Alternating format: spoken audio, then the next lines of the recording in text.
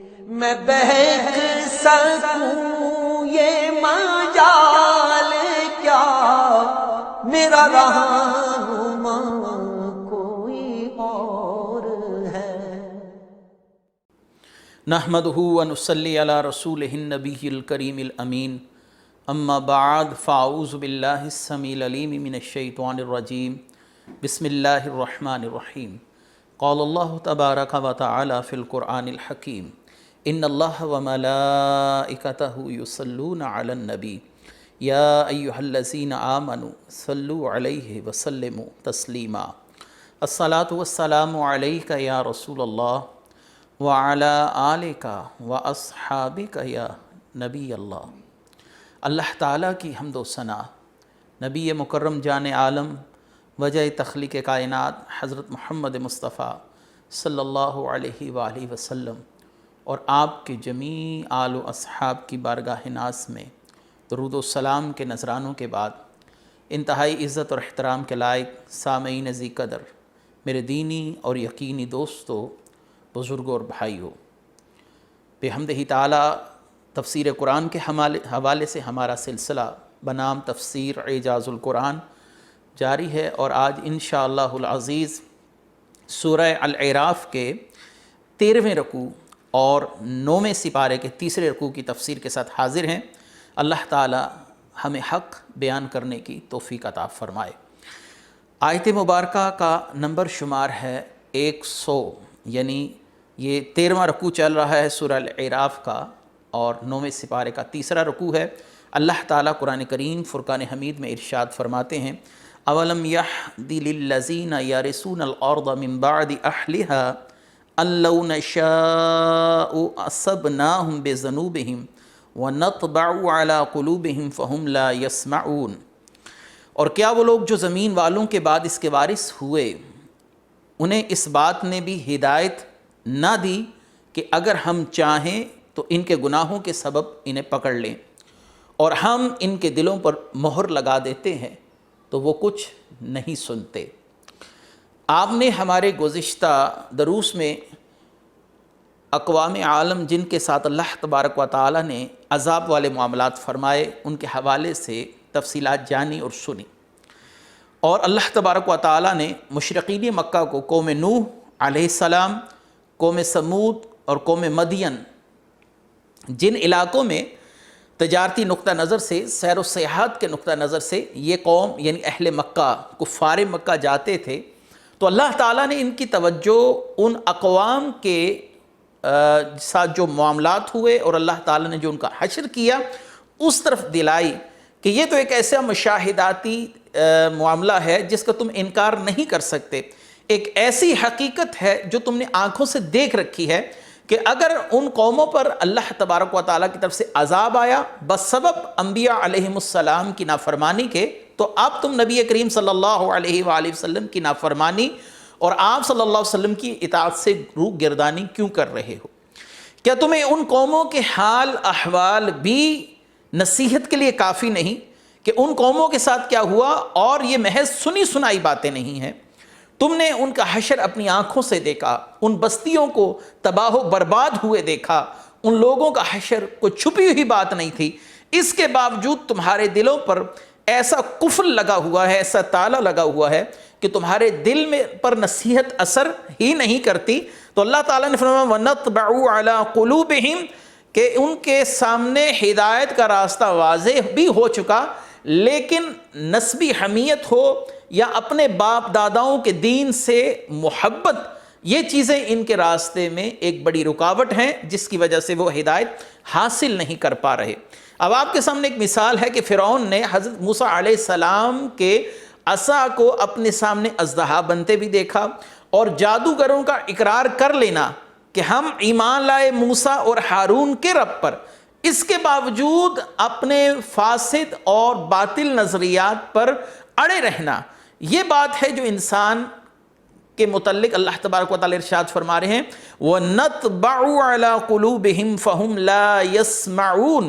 کہ ہم نے ان کے دلوں پر قفل لگا دیا، ان کے دلوں پر مہر لگ گئی، ان کے دلوں کے اندر اب ہدایت داخل نہیں ہو سکتی۔ اصل میں یہ رسول کریم صلی اللہ علیہ وسلم کو ایک مؤثر طریقہ ہے آپ صلی اللہ علیہ وسلم کی دلجوئی فرمانے کا. اے محبوب صلی اللہ علیہ وسلم، اگر یہ آپ کو نہیں مان رہے اور آپ کی دعوت پر لبیک نہیں کہہ رہے تو یہ کفار کا کوئی نیا عمل نہیں، ان کا یہ وتیرہ پرانا ہے کہ انبیاء کے معجزات بھی دیکھے، سب کچھ دیکھا، اپنی آنکھوں سے معجزات کا ظہور دیکھنے کے باوجود انبیاء علیہ السلام کی تعلیمات سے روگردانی کرتے رہے، ان سے بغاوت کا راستہ اختیار کرتے رہے. یہ ان کے دلوں پر کفر لگے ہونے کی علامات ہیں، اور آپ وہ پہلے نبی نہیں جن کو اس صورتحال کا سامنا کرنا پڑ رہا ہے، بلکہ یہ ساری صورتحال پہلے انبیاء علیہ السلام کے ساتھ بھی ہوتی رہی ہے. اور آپ اپنے آپ کو استقامت سے دین کی تبلیغ پر لگائی رکھیں. کوئی مانتا ہے تو یہ اس کی خوش قسمتی ہے،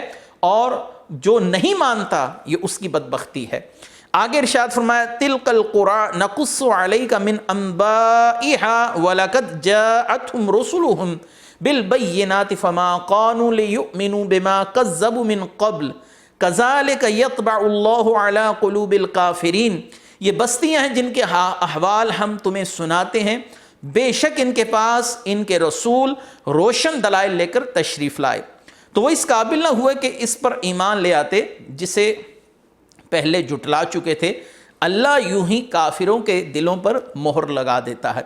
تلک القری، یہ وہ بستیاں ہیں. یہ کن بستیوں کی طرف اشارہ ہے؟ پچھلی آیات میں جن بستیوں کا 5 بستیوں کا اللہ تعالیٰ نے احوال بیان کیا تو اللہ تعالیٰ کا اشارہ اس طرف ہے. قوم نوح کا معاملہ بیان کیا، قوم ہود کا معاملہ بیان کیا، قوم صالح کا معاملہ بیان کیا، قوم لوط کا معاملہ بیان کیا، اور آخر میں اللہ تعالیٰ نے قوم شعیب علیہ السلام، ان تمام انبیاء علیہ السلام کی قوموں کے واقعات بیان فرمائے. اللہ تعالیٰ نے تسلی دیا محبوب صلی اللہ علیہ وآلہ وسلم، ان بستیوں کے حال احوال آپ کو بتانا اصل میں آپ کی دل جوئی کے لیے ہے، اور ان لوگوں کو تنبیہ کرنے کے لیے ہے کہ پہلوں نے بھی انکار کیا اور وہ مارے گئے، اور انبیاء علیہ السلام کی ذوات مقدسہ کے ساتھ یہ معاملات پہلے بھی ہوتے رہے. اب یہاں پر ایک لفظ آ رہا ہے لِيُؤْمِنُوا بِمَا كَذَّبُوا مِن قَبْلِ كَذَلِكَ يَطْبَعُ اللَّهُ عَلَى قُلُوبِ الْكَافِرِينَ. بے شک ان کے پاس رسول روشن دلائل لے کر تشریف لائے تو وہ اس قابل نہ ہوئے کہ اس پر ایمان لے آتے جسے پہلے جھٹلا چکے تھے. اس جملے کا کیا مطلب کہ اس پر ایمان لے آئے جسے پہلے جھٹلا چکے تھے. یہاں پر مفسرین کرام نے 3 الگ الگ تفسیریں بیان فرمائی ہیں. پہلی تفسیر تو یہ ہے کہ جب انسانوں کی تخلیق سے پہلے ان کی ارواح کو اکٹھا کر کر اللہ تبارک و تعالی نے ان سے عہد لیا تھا الست بربکم قالوا بلا، کہ کیا میں تمہارا رب نہیں؟ تو اس وقت تمام انسانی ارواح نے کہا بے شک ہمارا رب تو ہے. تو حضرت عبداللہ بن عباس رضی اللہ تعالیٰ عنہ اس آیت کی تفسیر بیان فرماتے ہیں کہ عالم ارواح میں میثاق کے دن وہ لوگ جس چیز کو دل سے جھٹلا چکے تھے، صرف زبان سے انہوں نے بلا کہا، دل سے اللہ تبارک و تعالیٰ کا اقرار نہ کیا تھا، صرف زبانی طور پر کہا بلا کہہ کر اقرار کر لیا اور دل سے انکار کیا، تو اسے نبی سے سن کر بھی نہ مانے بلکہ اسی انکار پر قائم رہے جو انکار ان کے دلوں میں عالم ارواح میں سرائیت کر چکا تھا، یا اسی فطرت پر وہ قائم رہے جو عالم ارواح میں ان کی تھی. اور دوسری تفسیر امام مجاہد جو حضرت عبداللہ بن عمر رضی اللہ تعالیٰ عنہ کے جلیل القدر تلامذہ میں سے ہیں، آپ فرماتے ہیں اس کا معنی یہ ہے اگر ہم ان لوگوں کو ہلاک کرنے اور عذاب کا معائنہ کروانے کے بعد دوبارہ زندہ کریں ان بدبختوں کو، تو پھر اللہ تبارک و تعالیٰ فرماتے ہیں ان کو دوبارہ زندگی میں بھیج دیں، دنیا میں بھیج دیں، تب بھی وہ اس چیز کو نہیں مانیں گے جس سے وہ پہلے جھٹلا چکے ہیں. یعنی یہ ازلی بدبختی ہے کہ مرنے کے بعد اللہ تبارک و تعالیٰ ان کو زندہ بھی کرے، اور مرنے کے بعد یہ ان حقیقتوں کو جان چکے ہیں جن کا ان سے اللہ کے رسول وعدہ کر چکے، لیکن اپنی حمیت کے اندر اس حقیقت کا اعتراف نہیں کریں گے، اسی ضد میں رہیں گے. جیسا کہ مشہور ہے، بعض علماء کرام نے کہاوت لکھی ہے، ایک بات کہی ہے کہ ابلیس کو جب اللہ تبارک و تعالیٰ کی طرف سے عذاب پر عذاب دیا جائے گا اور اس عذاب کی کیفیت اس کے اس بدبختی کے حصار کو ختم نہیں کریں گے، یہ اسی بدبختی کے خول کے اندر بند رہے گا، اور اللہ تبارک و تعالیٰ سے اس وقت بھی یہ عرض نہیں کرے گا کہ میں غلطی پر تھا اور میں نے یا اللہ تیری نافرمانی کی. اور تیسری تفسیر یہ ہے کہ نبیوں کے معجزات دیکھنے سے پہلے جس چیز کو جھٹلا چکے تھے، نبیوں کے معجزات دیکھ کر بھی اس چیز کا اقرار نہ کیا، نبیوں کے معجزات دیکھ کر بھی اپنی ضد اور ہٹ درمی پر قائم رہے۔ اللہ نے فرمایا قَذَلِكَ يَطْبَعُ اللَّهُ عَلَى قُلُوبِ الْكَافِرِينَ، اللہ تعالیٰ یوں ہی چھاپ لگا دیتا ہے، مہر لگا دیتا ہے دلوں پر کہ انسان معجزات بھی دیکھ کر، حقیقت جان کر بھی اللہ تبارک و تعالیٰ اور اس کے رسولوں کی طرف رجوع نہیں کرتا۔ اللہ تعالیٰ نے اسی صورتحال کو 14ویں سپارے میں بھی بیان کیا ہے کہ یہ لوگ جانتے ہیں کہ حقیقت کیا ہے، لیکن ضد اور ہٹ درمی کی وجہ سے اپنے عقائد و نظریات چھوڑنے کے لیے قطعاً تیار نہیں ہے۔ اگلی آیت مبارکہ اللہ تعالیٰ نے فرمایا وَمَا وَجَدْنَا لِأَكْثَرِهِم مِّنْ أَحْدٍ وَإِن وَجَدْنَا أَكْثَرَهُمْ لَفَاسِقِينَ، اور ہم نے ان کے اکثر لوگوں کو عہد پورا کرنے والا نہ پایا، اور بے شک ہم نے ان میں اکثر کو نافرمان پایا۔ اب یہاں پر اس عہد سے مراد کیا ہے؟ وَمَا وَجَدْنَا لِأَكْثَرِهِم مِّنْ أَحْدٍ، اور انہوں نے عہد نہ پورا کیا تو ہم نے ان کے اکثر لوگوں کو عہد پورا کرنے والا نہ پایا، بے شک ہم نے ان میں اکثر کو نافرمان ہی پایا۔ تو یہ عہد کون سا ہے؟ کس عہد کی طرف اشارہ ہے؟ جو میں پہلے عرض کر چکا کہ الستُ بربکم، جو عالم ارواح میں اللہ تعالیٰ نے عہد لیا تھا ارواح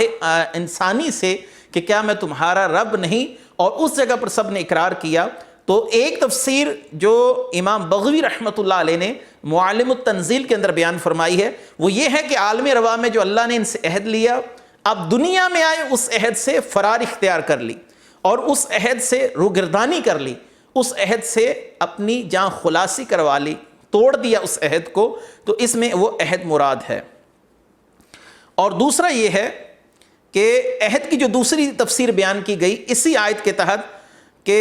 ہمارے اندر عملی طور پر بہت سی ایسی کمزوریاں پائی جاتی ہیں، کوئی بیمار پڑ جائے، کوئی مصیبت میں مبتلا ہو جائے تو اللہ سے عہد و پیمان کرتے ہیں، یا اللہ اگر میں صحیح ہو گیا، میرا بیٹا صحت یاب ہو گیا تو میں انشاءاللہ العزیز دین کے یہ معاملات پر استقامت کے ساتھ عمل کروں گا، آگے نماز نہیں پڑھتا تھا اب نماز پڑھوں گا، آگے صدقہ و خیرات نہیں کرتا تھا صدقہ و خیرات کروں گا، یا کوئی منت مان لی، اپنے آپ پر کوئی چیز واجب کر لی، اور جب وہ چیز حاصل ہو گئی، صحت یابی کا معاملہ ہو گیا تو اپنے اس عہد سے روگردانی کر لی۔ اس کی ایک تفسیر تو یہ بھی ہو سکتی ہے، اور یہ ان بد عمل اور فاسق لوگوں کی طرف اشارہ ہو جائے گا اس آیت کے اندر جو اللہ سے کیے ہوئے عہد پورے نہیں کرتے۔ آگے آتے ہیں ثم بعثنا من بعدهم موسى بآياتنا الى فرعون وملائه فظلموا بها فانظر كيف كان عاقبۃ المفسدین۔ پھر ان کے بعد ہم نے موسیٰ کو اپنی نشانیوں کے ساتھ فرعون اور اس کی قوم کی طرف بھیجا، تو انہوں نے ان نشانیوں پر زیادتی کی تو دیکھو فسادیوں کا کیسا انجام ہوا۔ اب اللہ تبارک و تعالی حضرت موسیٰ علیہ السلام کے واقعے کو اپنے محبوب کریم صلی اللہ علیہ وسلم کے سامنے بیان فرما رہے ہیں تاکہ اس ازلی بدبخت کا ذکر کر کر اپنے محبوب کو تسلی دی جائے کہ یہ جن ازلی بدبختوں سے آپ کا واسطہ پڑا ہے، پہلے انبیاء علیہ السلام بھی ایسے ازلی بدبختوں کے ساتھ لڑتے آئے ہیں، جہاد کرتے آئے ہیں، انہیں دعوت دیتے آئے ہیں، اور اللہ تعالیٰ کی طرف سے ان پر حجت اتمام کرتے رہے ہیں۔ حضرت موسیٰ علیہ السلام وہ نبی ہیں جن کا ذکر قرآن میں سب سے زیادہ کیا گیا، اور ان کے واقعے کو جس طرح پوری تفصیل کے ساتھ قرآن میں مختلف مواقع پر بیان کیا گیا، ایسا کسی اور نبی کے متعلق ہمیں قرآن کریم فرقان حمید میں نہیں ملتا۔ حضرت موسیٰ علیہ السلام اپنی زوجہ صفورہ کے ساتھ جب دوبارہ پہنچتے ہیں اور فرعون کے ساتھ آپ کا آمنا سامنا ہوتا ہے، اب اس صورتحال کا سارا یہاں پر بیان ہو رہا ہے۔ دیگر واقعات سورہ قصص میں ہیں، سورہ الاعراف کے اندر ہیں، اور اللہ تعالیٰ نے سورہ انبیاء میں آپ کا ذکر فرمایا۔ تفصیلی طور پر اللہ تبارک و تعالیٰ نے حضرت موسیٰ علیہ السلام کا ذکر کئی مقامات پر بیان فرمایا، لیکن سورہ طٰہٰ کے اندر بھی اللہ تعالیٰ نے آپ کا ذکر فرمایا۔ تو یہاں پر اللہ تعالیٰ نے اس مقام کو بیان فرمایا کہ جب حضرت موسیٰ علیہ السلام اللہ تعالیٰ کی طرف سے معجزات لے کر فرعون کے دربار میں پہنچتے ہیں، اور فرعون آپ سے وقوع پذیر ہونے والے معجزات دیکھتا ہے، لیکن فرعون اور اس کے حواریوں نے ان معجزات کا بھی انکار کیا اور اللہ تبارک و تعالیٰ کی پکڑ میں آ گئے۔ حضرت موسیٰ علیہ السلام کا زمین پر عصا رکھنا اور اس کا اژدہا بن جانا آپ کا ہاتھ اپنے پہلو میں اپنے بغل میں ڈال کر باہر نکالنا اور اس کا مثل سورج روشن ہو جانا، یہ وہ عظیم معجزات تھے جو فرعون اپنی آنکھوں سے دیکھ رہا تھا، لیکن حضرت موسیٰ علیہ السلام کی تصدیق اور تائید کرنے کے لیے کسی صورت بھی تیار نہیں ہو رہا تھا۔ اگلی آیت وَقَالَ مُوسَىٰ يَا فِرْعَوْنُ إِنِّي رَسُولٌ مِّن رَبِّ الْعَالَمِينَ، فرعون نے حضرت موسیٰ علیہ السلام سے جو مکالمہ کیا ہے اس مکالمے کا بیان ہے۔ حضرت موسیٰ علیہ السلام جب ان نشانیوں کو ظاہر فرما چکے تو آپ نے فرمایا انی رسول من رب العالمین، میں اللہ کی طرف سے جو تمام عالمین کا رب ہے اس کی طرف سے رسول ہوں اور حق و صداقت کا پیغام لایا ہوں، اور میرے رب نے مجھے اپنے دعوے کو ثابت کرنے کے لیے یہ نشانیاں عطا فرمائی ہیں۔ میں تیری طرف اور تیری قوم کی طرف اللہ تعالیٰ کی طرف سے مبعوث کیا گیا ہوں۔ اور اس سارے واقعے کو اگر آپ نے تفصیلی بھی دیکھنا ہو تو سورہ شعراء کے اندر بھی اس واقعے کا تذکرہ ملے گا۔ حقیق علی اللہ اقول علی اللہ الا الحق قد جئتکم ببینۃ من ربکم فارسل معی بنی اسرائیل، میری شان کے لائق یہی ہے کہ اللہ کے بارے میں سچ کے سوا کچھ نہ کہوں، بے شک میں تم سب کے پاس تمہارے رب کی طرف سے نشانی لے کر آیا ہوں، تو بنی اسرائیل کو میرے ساتھ چھوڑ دے۔ حضرت موسیٰ علیہ السلام نے جب کہا کہ انی رسول من رب العالمین، میں رب کی طرف سے رسول ہوں، تو فرعون نے کہا کہ نعوذ باللہ آپ کذب بیانی سے کام لے رہے ہیں، آپ جھوٹے ہیں۔ تو حضرت موسیٰ علیہ السلام نے فرمایا حقیق علی اللہ اقول علی اللہ الا الحق، میری شان کہ لائق یہی کہ اللہ کے بارے میں سچ کے سوا کچھ نہ کہوں۔ نبی جھوٹ نہیں بولتا، کیونکہ جھوٹ ایک کبیرہ گناہ ہے، اور ہر نبی، ہم نے پہلے بھی متعدد بار اس بات پر روشنی ڈالی کہ ہر نبی صغائر ہوں یا کبائر ہوں، اعلان نبوت سے پہلے اور اعلان نبوت کے بعد ان امور سے اللہ تعالیٰ نے اس کو محفوظ رکھا ہے۔ نبی کبھی بھی کسی صغیرہ یا کبیرہ گناہ کا مرتکب نہیں ہوتا۔ ہاں قرآن میں اگر ایسی کوئی بات آئے تو وہ صوری طور پر اس پر اطلاق ہوتا ہے، حقیقی طور پر نہیں ہوتا کہ بظاہر صورتاً وہ گناہ لگ رہا ہوتا ہے، لیکن حقیقت حال جاننے پر معلوم ہو جاتا ہے کہ یہ اصل میں گناہ نہیں تھا۔ تو آپ نے فرمایا حقیق علی اللہ اقول علی اللہ الا الحق، کہ میں ایک نبی ہوں، میری شان کے شایع نشان نہیں کہ اللہ کا نام لے کر جھوٹ بولوں۔ اور اس سے ہمیں ایک اور بات بھی سامنے واضح ہوتی ہے کہ مرزا غلام محمد قادیانی نے بہت سے امور کے اندر اللہ کا نام لے کر جھوٹ بولا،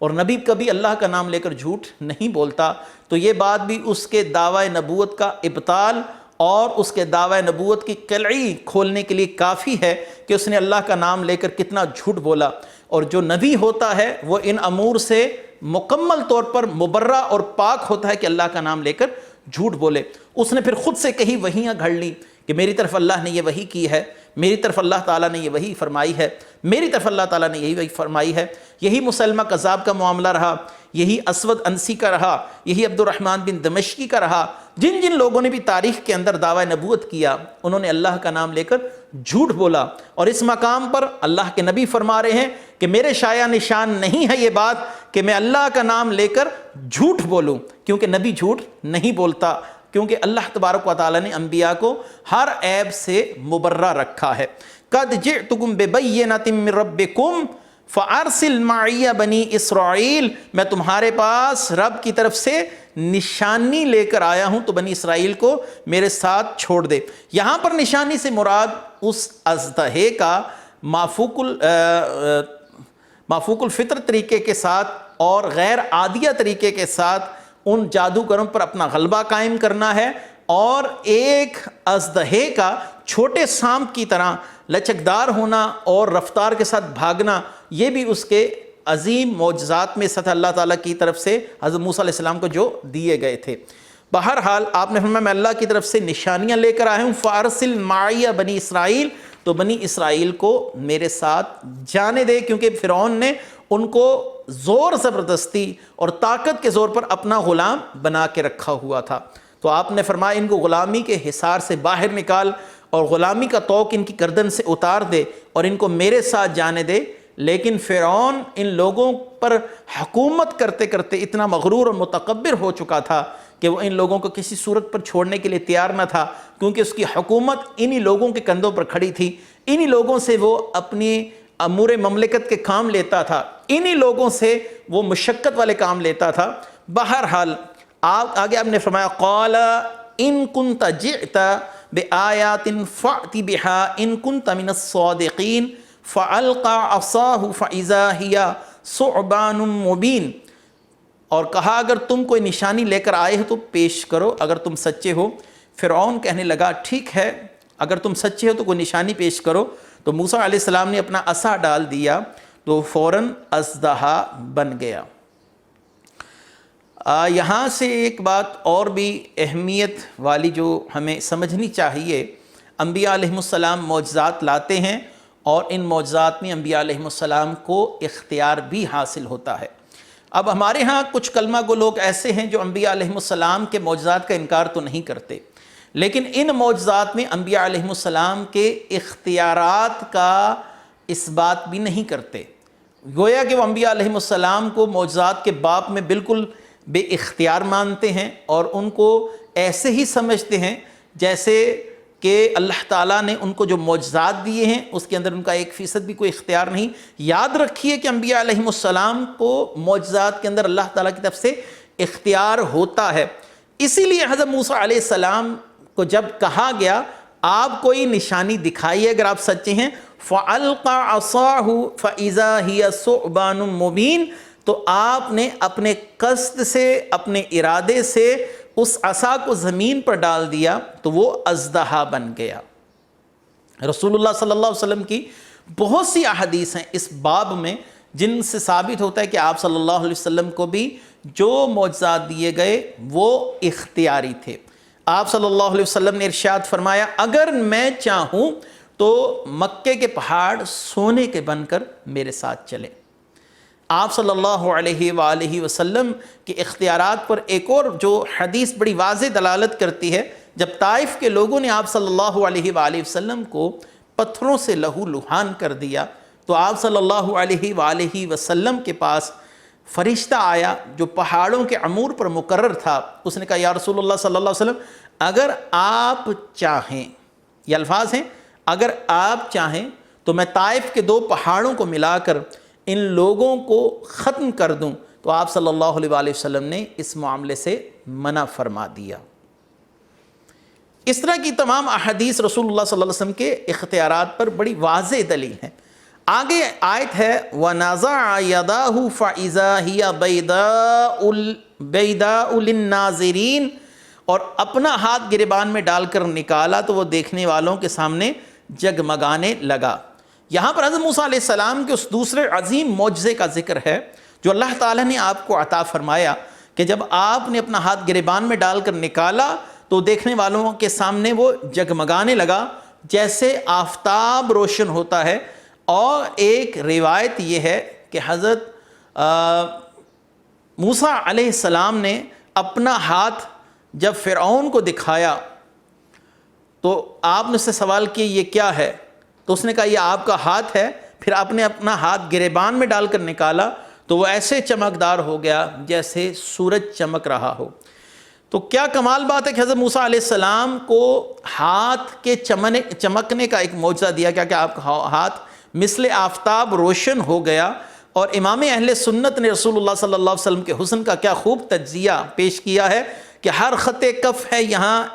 اے دست بیضائے کلیم، معجزن دریائے نور بے مثالی ہاتھ میں۔ حضرت موسیٰ علیہ السلام کا ہاتھ روشن ہوا، رسول کریم صلی اللہ علیہ وسلم کے ہاتھ کا ایک ایک خط ایسے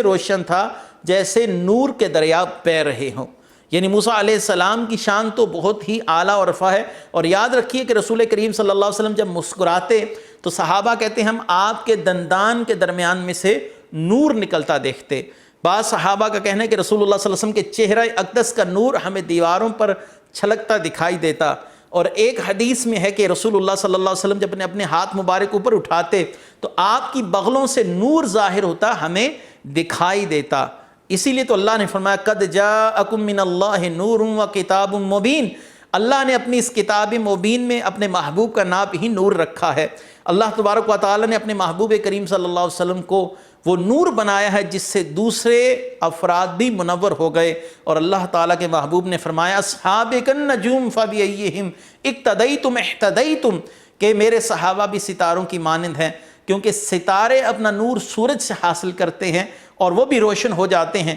اللہ نے اپنے محبوب کو سراج منیرہ کہا، چمکنے والا سورج، اور خود ہی چمکدار نہیں بلکہ دوسروں کو بھی چمکنے والا بنا دیا۔ کیوں سید اعلیٰ فرماتے ہیں کہ میرا دل بھی چمکا دے چمکانے والے۔ اعلیٰ حضرت کا اشارہ اسی صورتحال کی طرف تھا۔ بہرحال اللہ تعالیٰ اپنے محبوب انبیاء علیہم السلام کی قدر و قیمت اور ان کی شریعتوں کا پاس کرنے کی توفیق مرحمت فرمائے۔ وآخر دعوانا ان الحمد للہ رب العالمین۔ میں بہک سکوں یہ مجال کیا، میرا رہنما